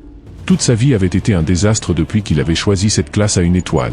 Normalement, les gens considéraient la divinité comme un privilège réservé aux classes à 4 ou 5 étoiles, mais dans leur groupe, même Jisuyun, qui avait une classe de chasseuse à 3 étoiles, avait obtenu la divinité. La divinité ne suivait pas le rang d'une classe, au contraire, elle s'obtenait en satisfaisant un certain attribut qu'un certain dieu possédait. Ce processus était une voie cachée, assez difficile et qui demandait beaucoup de chance. Même le procureur ne savait pas qu'il y avait une voie cachée vers la divinité. Un message de félicitations apparut, indiquant que Hanno avait satisfait à la condition pour obtenir une divinité permanente. Barrière personnelle, statistique, 2 cents 000+, génie de la défense. Les classes de Hanno étaient prêtres et voleurs, mais il avait investi toutes ses statistiques dans le département de la défense parce qu'il ne voulait pas mourir. C'est ainsi qu'il était parvenu à cette divinité.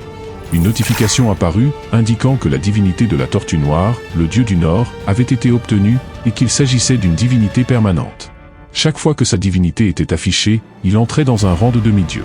Toutes ses statistiques augmentèrent de 10 points, et il pouvait utiliser la compétence ultime maîtrise de la défense absolue, zone d'énergie yin et la compétence ultime maîtrise de l'incarnation manifeste. L'empereur regarda Anno et le traita d'insecte, car c'était une situation inattendue même pour lui. Un message d'avertissement apparut alors que Anno utilisait sa compétence incarnation manifeste, tortue noire dans la zone pour invoquer une tortue géante. Pendant ce temps, de l'autre côté Li Wei essayait de noyer la brigade de magiciens chinois avec de forts courants d'eau. Les magiciens ripostaient assez fort et les vagues de Li Wei perdaient de leur puissance. Il y avait une immense armée de figures de terre cuite, mais il y avait aussi quelques joueurs chinois qui avaient survécu. Percer à travers ces magiciens sans soutien était trop demandé. Li Wei informa Singguo qu'elle ne pouvait pas avancer plus loin. Singguo lui dit de tenir un peu plus longtemps, elle n'avait qu'à gagner un peu plus de temps jusqu'à ce que la livraison arrive. Après quelques minutes, la cavalière Griffon Li se précipita vers Singguo. Elle l'informa qu'elle lui avait apporté l'objet qu'il lui avait demandé. Singguo lui dit que ce scénario était parfait et que le vrai combat contre l'empereur commençait maintenant. Singguo s'éloigna du champ de bataille et se dirigea vers un certain endroit. Une fois arrivé à destination, il commença à avancer à pied. La journaliste se demandait où le nécromancien se rendait et l'homme chauve l'informa qu'il s'éloignait du champ de bataille par rapport au moment où la guerre faisait rage. Après un certain temps, ils aperçurent un grand nombre de figures de terre cuite. Les serviteurs s'occupèrent rapidement d'eux, et les journalistes en vinrent à la conclusion que les figures de terre cuite devaient protéger quelque chose à l'intérieur. Soudain, une vague de coups rapides se dirigea vers le chevalier de la mort. Le chevalier de la mort essaya de la bloquer avec son bouclier, mais il fut tout de même endommagé. Un héros de terre cuite était responsable de cette compétence de fauchage. Les journalistes coréens dirent qu'il ressemblait à Xiang Yu d'après les annales de Chuan, et qu'il était comparable à Guan Yu et Lu Bu. En entendant cela, le commentateur chinois explosa de colère et leur rappela que cette figure de terre cuite était le roi suprême Xiang Yu, réputé pour être le plus fort de tous les héros des légendes chinoises, et que c'était la fin pour le nécromancien. Singguo ordonna au chevalier de la mort de retenir celui-ci pour lui, il devait s'en aller pour s'occuper de l'empereur le plus vite possible, et le chevalier de la mort accepta. Après un certain temps, Singguo arriva près d'un cercueil et il sut que c'était là que l'empereur se trouvait. Singguo se rua rapidement vers le cercueil pendant que ses serviteurs retenaient les énormes vagues de figures de terre cuite. Dès que Singguo le toucha, il entra dans un nouvel espace. Une notification apparut, disant qu'il était entré dans le mausolée de Qin Shi Huang, qu'il était classé comme un intrus et n'avait pas été expulsé de force.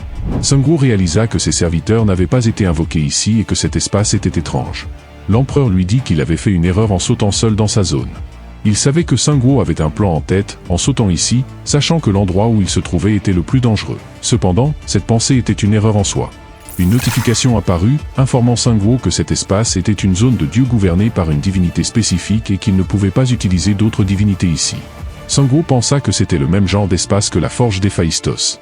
L'empereur dit que celui qui utilisait la mort comme arme était entré dans la mort de ses propres pieds.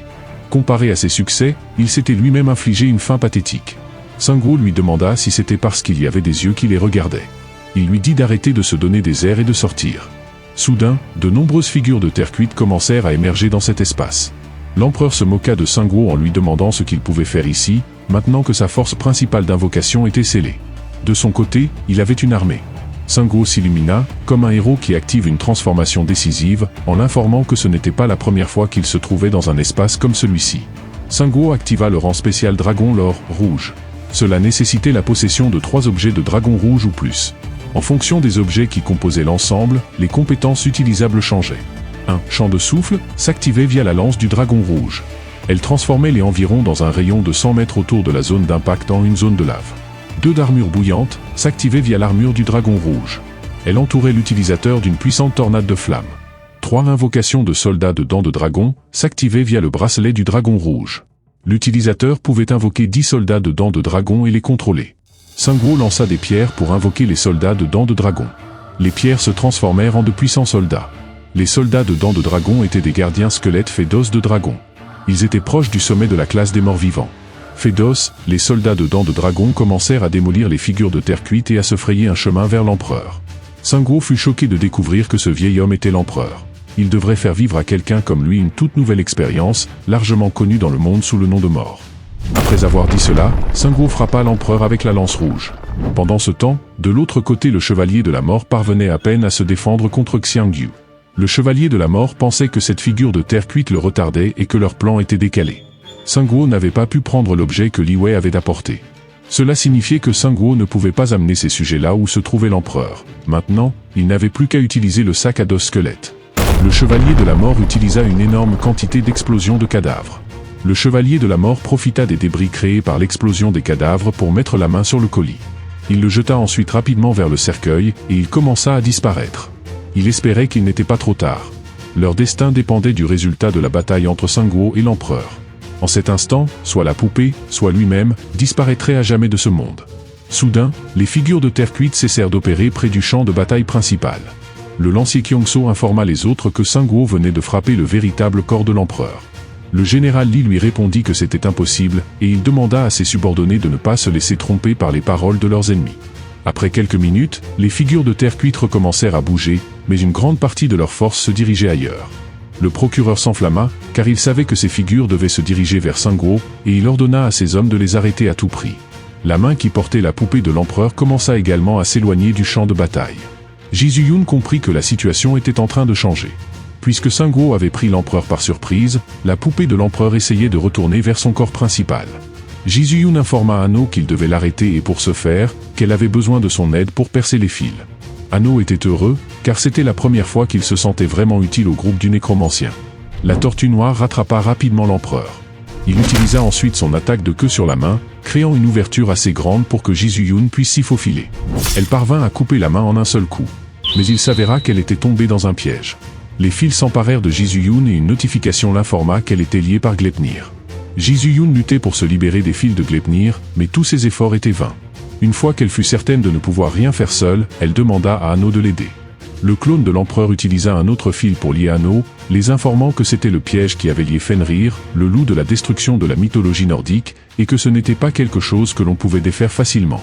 Hanno parvint à bloquer les fils avec la carapace de la tortue noire divine. Il tenta ensuite d'écraser l'empereur à l'aide de la queue de la tortue noire, mais avant qu'il ne puisse le faire, une immense main sortit du sol. La main parvint à plaquer la tortue noire au sol. Hanno ne pouvant pas affronter la main de front, il appela les autres à l'aide. Jonathan Cage ordonna à toutes les flottes de se préparer à bombarder, mais l'opérateur l'informa que ce serait risqué car les alliés et les ennemis étaient entremêlés. Jonathan Cage leur dit de bombarder quand même, car Hanno se spécialisait dans la défense, il ne mourrait donc probablement pas. Avant qu'il ne puisse commencer le bombardement, le loup blanc apparut sur le dirigeable. Il informa Jonathan Cage qu'ils étaient censés empêcher la cible d'atteindre le nécromancien, et au lieu de bombarder, il proposa d'utiliser l'objet qu'ils avaient apporté sur les navires. Soudain, tous les dirigeables libérèrent des branches de l'arbre du monde. Elles s'emparèrent des doigts de la main qui plaquaient Hanno au sol. Toutes les flottes se dispersèrent ensuite pour restreindre les mouvements de la main, mais avant qu'elle ne puisse la déchirer, elle disparut dans le sol. Pendant ce temps, de l'autre côté Sanguo venait de détruire la dernière figure géante de terre cuite que l'empereur avait invoquée. Il informa l'empereur qu'il était le prochain sur la liste. Au lieu d'avoir peur pour sa vie, l'empereur resta détendu et informa Sanguo qu'il avait peut-être détruit toutes ces figures de terre cuite, mais que toutes les astuces de Sanguo avaient déjà été révélées. Soudain, il invoqua la main de l'oppresseur, et deux mains géantes sortirent du sol. Sanguo savait que ces mains géantes pouvaient manipuler des objets et que l'empereur les avait invoqués à la hâte depuis le mur de la ville de Suwon. Les mains libérèrent une multitude de fils vers leurs ennemis. Les fils atteignirent les soldats de Dents de Dragon, mais ils ne parvinrent pas à les contrôler. Le feu porté par les soldats de Dents de Dragon était le pouvoir du dragon rouge, même les fils de Gleipnir ne pouvaient pas percer et contrôler cette flamme.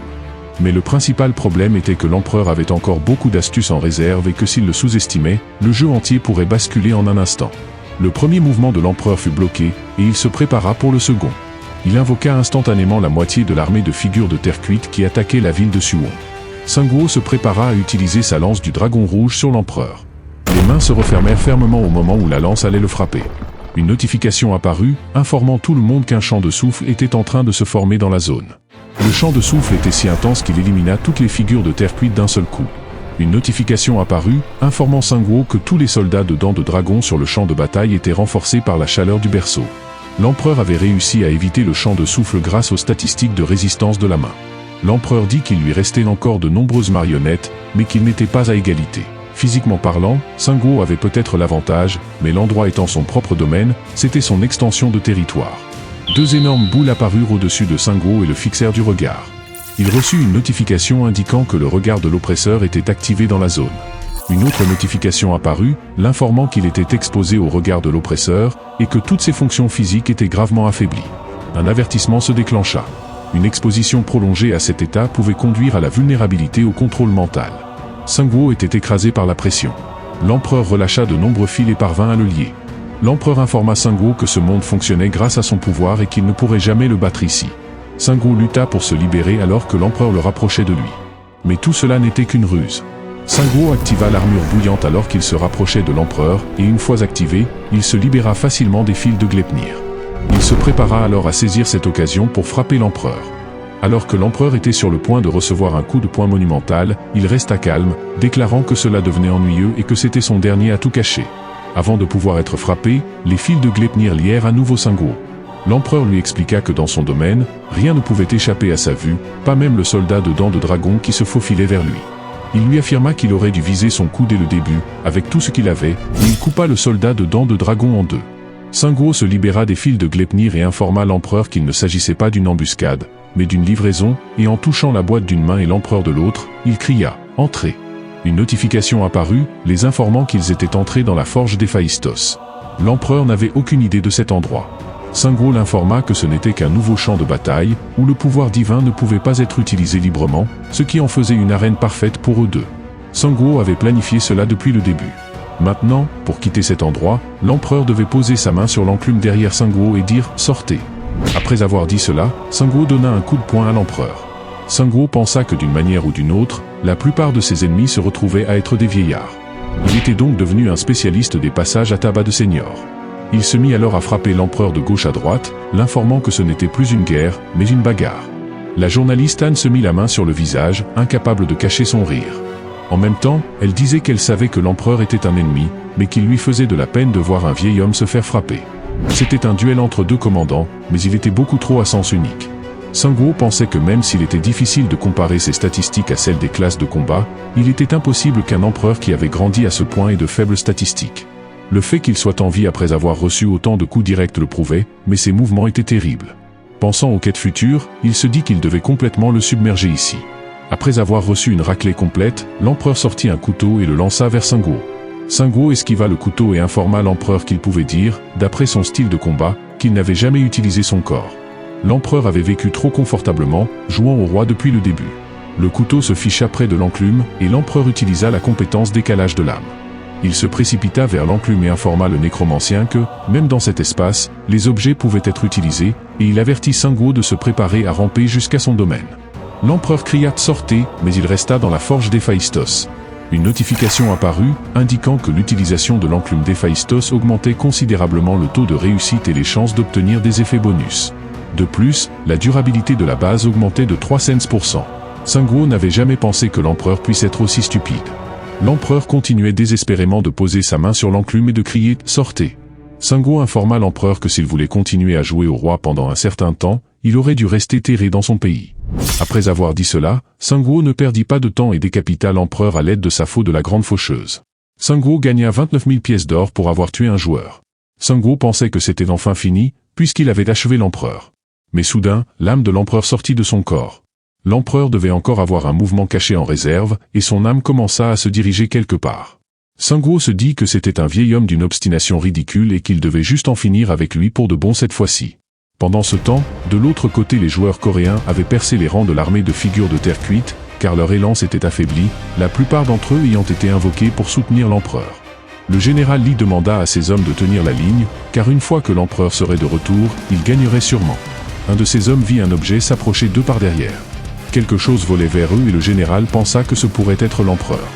L'âme de l'empereur se dirigea rapidement vers le cercueil que la Grande avait apporté au siège de la ville de Suwon. L'âme de l'empereur fusionna avec succès avec une réplique de figure de terre cuite. L'empereur confessa qu'il ne s'attendait pas à un tel coup de ruse de la part du nécromancien. Il avait déjà préparé 3 répliques à l'avance. Il avait peut-être perdu la bagarre, mais il gagnerait cette guerre. L'empereur activa le regard de l'oppresseur dans la zone. Le lancier Kyongso fut choqué de revoir l'empereur sur le champ de bataille, et Seong-min se demanda si le nécromancien n'avait pas perdu. Une notification apparut, informant les joueurs qu'ils étaient exposés au regard de l'oppresseur. Toutes leurs fonctions physiques étaient gravement affaiblies et une exposition prolongée pouvait entraîner une vulnérabilité au contrôle mental. Les joueurs coréens ne pouvaient plus bouger. Hanno, pris de stupeur, acclama l'empereur pendant une seconde, puis il revint à la réalité et réfléchit à ce qu'il venait de dire. L'empereur affirma qu'ils auraient tous dû se donner à fond dès le début au lieu de céder maintenant. Il allait maintenant récupérer les pertes qu'il avait subies à Troie. L'empereur fut stupéfait pendant une seconde en sentant quelque chose arriver à l'Arbre-Monde. Il s'avéra que Sungwo venait d'atterrir dans la ville de Suwon. Sun Guo avait utilisé la compétence lien de l'arbre monde appelé Retour. Il informa l'empereur qu'il s'était inquiété parce que l'empereur était parti sans dire au revoir. L'empereur s'enflamma, disant qu'il avait perdu contre lui en force brute, mais que cet endroit n'était pas le domaine de Sun Guo, donc la victoire serait à lui. Sun Guo activa sa divinité Yama et informa l'empereur qu'il dansait sur son échiquier depuis le début. Sun Guo invoqua ensuite la porte des enfers dans la zone. L'empereur n'avait aucune idée de ce que Sun Guo préparait, et il eut un peu peur. Un message d'avertissement apparut lorsque la porte des enfers s'ouvrit. L'empereur reçut une notification indiquant que son nom était en train d'être inscrit dans le livre de la vie et de la mort. Après cela, l'empereur fut invoqué dans les enfers. Sun Guo expliqua à l'autoproclamé empereur que c'était son domaine, il souhaita la bienvenue à l'empereur dans son monde et lui dit que ce serait le champ de bataille final. L'empereur fut effrayé, se demandant comment le nécromancien avait transformé le monde entier en son domaine. La tombe du premier empereur et la forge d'Héphaïstos n'existaient qu'à l'intérieur d'objets, un domaine qui consommait la réalité ne devrait pas être possible. Sun Guo lui dit qu'il avait vécu si longtemps et qu'il pensait toujours tout savoir dans le monde. L'empereur s'enflamma, se moquant de Sun Guo qui en tant que joueur d'un petit pays, défiait le souverain d'un continent. Sun Guo lui demanda s'il pensait vraiment qu'il était le véritable empereur, il ne savait même pas ce qu'était ce jeu. Tout le monde ici n'était qu'un joueur lié par le système et personne ne pouvait se prétendre souverain devant lui. Il déclara ensuite que ce qu'il visait n'était pas la domination comme l'empereur, mais le contrôle. Il n'exploitait pas cette crise pour un gain égoïste, mais il établissait un système qui pouvait la résoudre. Sans contrôle, on ne pouvait pas former une organisation appropriée, et sans organisation, il ne pouvait pas combattre ceux qui les traitaient comme des marionnettes. L'empereur n'en crut rien et il essaya de faire ressortir son pouvoir divin. Sun Guo lui demanda si cela semblait injuste après avoir perdu le jeu de l'esprit et être tombé dans un piège. Sun Guo lui dit qu'il n'avait jamais eu la moindre chance de le battre dès le départ, puis il ouvrit la porte des enfers. C'était une compétence active de rang ultime. Il fallait 500 âmes pour l'activer. Elle consommait des âmes pour ouvrir la porte des enfers. Sa durée était d'1 minute par 100 âmes. Entrer par la porte conférait l'effet maître du monde. Tant qu'elle restait ouverte, l'autorité de Yama était maintenue. La première sous-compétence, le livre de la vie et de la mort, permettait d'écrire le nom d'un adversaire pour le traîner de force dans les enfers. Une personne pouvait être traînée dans les enfers pour 5 âmes.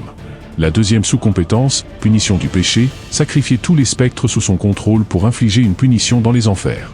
Plus il y avait d'âmes, plus la zone de dégâts était grande. Sun Guo s'enflamma, annonçant à l'empereur qu'il était temps d'y mettre fin. Cette fois, l'empereur eut vraiment peur pour sa vie et supplia Sun Guo de le libérer, et il lui prêterait sa force. L'organisation que Sun Guo voulait construire exigerait beaucoup de pouvoir. L'empereur ajouta qu'il était bien plus utile que des dizaines de milliers de soldats marionnettes. Il dit à Sun Guo de ne pas penser au présent, mais au grand avenir. Sun Guo dit à l'empereur qu'il pourrait venir lui parler en tant que fantôme une fois mort. Sun Guo utilisa sa compétence punition du péché pendant que l'empereur continuait de le supplier pour sa vie. Une notification apparut, l'informant que la punition du péché avait commencé dans son domaine. Les âmes de tous les joueurs chinois morts commencèrent à se rassembler en un seul point. Puis, ces âmes ciblèrent l'empereur à l'unisson. L'empereur se tordit de douleur alors que les spectres torturaient son âme. Après un certain temps, il ne resta plus rien de l'empereur. Les journalistes coréens commencèrent à célébrer leur victoire. La journaliste Anne dit à l'homme chauve de retirer le bâillon de M. Wang. Elle se mit ensuite à rabaisser son empereur et leur soi-disant grande nation chinoise. L'homme chauve dit que la guerre contre l'empereur était terminée, mais qu'il restait encore du travail à faire, et la journaliste Anne était d'accord avec lui. Le château du roi des démons se trouvait là-bas, sur le serveur de l'Amazonie du Brésil. La journaliste Anne dit que la faction de l'arbre du monde pourrait bien entrer en guerre contre le roi des démons. Après quelques heures, une grande fête de célébration eut lieu dans la ville de Suwon. Le lancier Kyongso informa Sun Guo que cette guerre avait produit un total de 541 prisonniers. Li Wei en avait profité pour prendre le contrôle de Pékin. À l'intérieur de la base principale de l'empereur, ils avaient sécurisé les installations principales, de l'or et un énorme inventaire d'objets. Sun Guo dit qu'à ce rythme, il devrait être en mesure de récupérer rapidement les dégâts subis par la faction de l'arbre du monde, et le lancier Kyongso lui dit de ne pas s'en inquiéter. Cette guerre leur avait coûté beaucoup d'argent, et en la gagnant, leur investissement leur était revenu sous la forme d'encore plus d'argent. Jisuyun demanda combien Sun Guo avait gagné grâce à cette guerre. Le lancier Kyongso répondit qu'il était juste de dire que Sun Guo allait devenir le joueur le plus riche à partir de maintenant, et que son argent continuerait de se multiplier.